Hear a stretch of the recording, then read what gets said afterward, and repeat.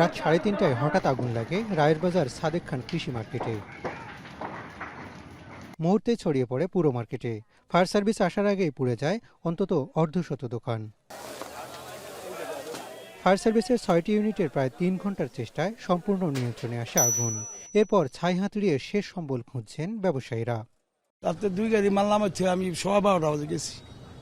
3:20 মানে 29 ফোন দিয়েছে যে আগুন লাগছে, ধরে ওই পর্যন্ত চলে গেছে। ক্যাশ টাকা যে কি পরিমাণ ছিল এটা মানে যার যার ঘর সেই বলতে পারবে। আর এমনিতে মালামাল তো চোখের সামনে দেখতেছেন।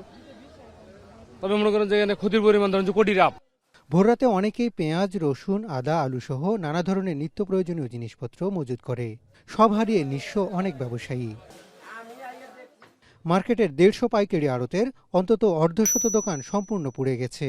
ব্যবসায়ীদের দাবি, পুড়ে যাওয়া দোকানগুলোতে ক্ষতি হয়েছে কয়েক কোটি টাকার। আমি সব নিঃস্ব হয়ে গেছি, শেষ সব শেষ। আর ব্যাংকের লোন, মানুষের টাকা আছে, মহাজন্য ভাইবে অনেক টাকা ভাইবান রে, 30-40 লাখ টাকা বাকি ছিল, সব পুড়ে গেছে, কিচ্ছু নাই, বেঁচে নাই। ফায়ার সার্ভিস বলছে, পাইকারি মার্কেটটিতে থাকা প্লাস্টিকের ক্যারেট, কার্টুন, পাটের বস্তা থাকায় দ্রুত ছড়িয়ে পড়ে আগুন। প্রাথমিকভাবে বৈদ্যুতিক শর্ট সার্কিটের মাধ্যমে আগুনের সূত্রপাত হয়েছে বলে ধারণা করছে দমকল বাহিনী। আমরা খুব দ্রুততম সময়ের মধ্যে কিন্তু আগুনটাকে একটা কনফাইন্ড করতে পারছি। আমাদের যে দুই পাশে যে অনেকগুলো দোকান ছিল, প্রায় 150 মতো দোকান কিন্তু আমরা সেভ করতে পারছি। ইলেকট্রিক শর্ট সার্কিট থেকেই সম্ভবত অগ্নিকাণ্ডের সূত্রপাতটা হয়েছে।